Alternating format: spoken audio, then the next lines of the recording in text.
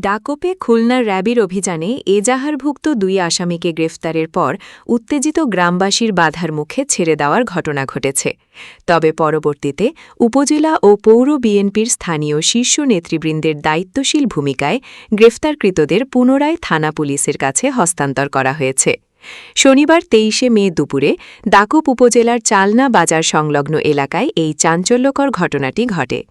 সংশ্লিষ্ট সূত্রে জানা গেছে, উপজেলার খোনা গ্রামের বাসিন্দা মোহাম্মদ আকরাম আলী ফকিরের একটি মৎস্যঘের জোরপূর্বক দখল, মারধর, ভাঙচুর এবং ১০ লক্ষ টাকা চাঁদা দাবির অভিযোগে দাকোপ থানায় একটি এজাহার দায়ের করা হয়।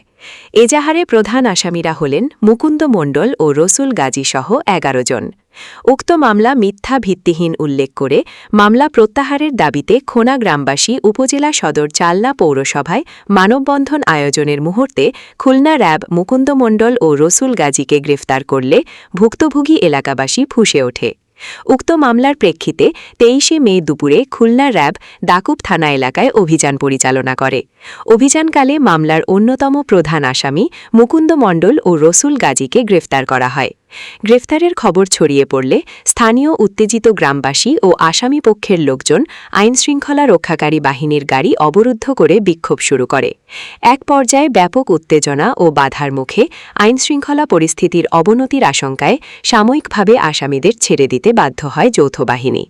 দাকোপ উপজেলা বিএনপির সাবেক সদস্য সচিব আব্দুল মান্নান খান, চালনা পৌরসভা বিএনপির সাবেক আহ্বায়ক মোহাম্মদ মোজাফফর হোসেন এবং সাবেক সদস্য সচিব মোহাম্মদ আলামিন সানার নেতৃত্বে স্থানীয় নেতৃবৃন্দ উত্তেজিত জনতাকে শান্ত করেন এবং আইনের প্রতি শ্রদ্ধা রেখে গ্রেফতারকৃত ২ আসামি মুকুন্দ মণ্ডল ও রসুল গাজীকে নিজেদের জিম্মায় নেন।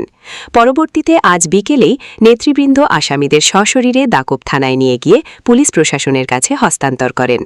এ বিষয়ে দাকোপ থানা পুলিশের পক্ষ থেকে জানানো হয়েছে, আসামিদের থানায় সোপর্দ করা হয়েছে এবং মামলার নিয়ম অনুযায়ী পরবর্তী আইনগত পদক্ষেপ গ্রহণ করা হচ্ছে। এলাকায় বর্তমানে পরিস্থিতি শান্ত রয়েছে।